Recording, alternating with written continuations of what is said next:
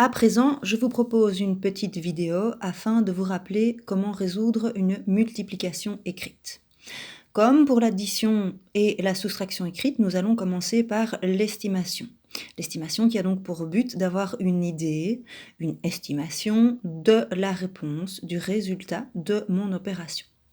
Dans ce cas-ci, 285 fois 23, eh bien, je vais donc arrondir fortement mes deux facteurs. Je vous propose ici de faire 300 fois 20, ce qui fait 6000. Je sais donc que ma réponse, mon produit, sera proche de 6000.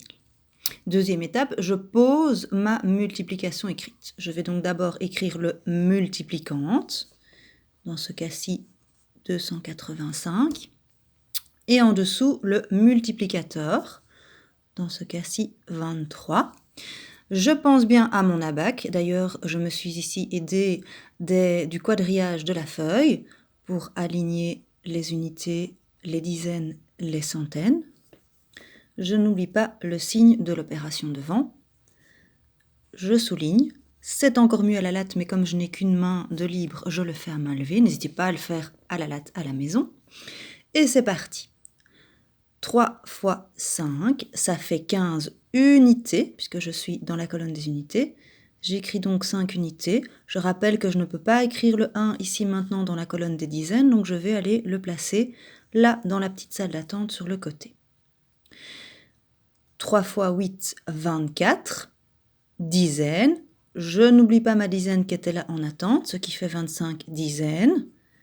J'écris le 5. À nouveau, je ne peux pas encore écrire les 2 centaines ici, puisqu'il y en a encore à calculer. Je vais donc placer mes 2 centaines dans la petite salle d'attente. 3 fois 2, 6, plus 2, 8 centaines que je peux maintenant écrire. Voilà avec le premier morceau de mon multiplicateur. Ensuite, je vais passer au deuxième. Donc, je vais maintenant multiplier à l'aide des dizaines du multiplicateur. Attention, puisque je passe au rang des dizaines, je n'oublie pas de venir inscrire ici un 0 à la place des unités. 2 fois 5, 10. J'écris 0 dizaines, je reporte ma centaine dans la salle d'attente. 2 fois 8, 16, plus 1, 17. J'écris 7, je reporte 1. Et 2 fois 2, 4, plus 1, 5. Et vous remarquez que je me retrouve alors dans la colonne des unités de 1000. Pas de souci. Voici maintenant ce qu'on appelle nos deux sous-produits. Je vais additionner ces deux-ci. Normalement, toujours à la latte. 5 plus 0, ça fait 5. 5 plus 0, ça fait 5. Là, j'ai une addition classique. 8 plus 7, 15. J'écris 5, je reporte 1. Et 1 plus 5, 6.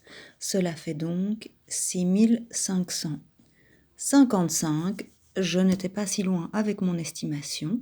Mon résultat, mon produit est donc bien juste.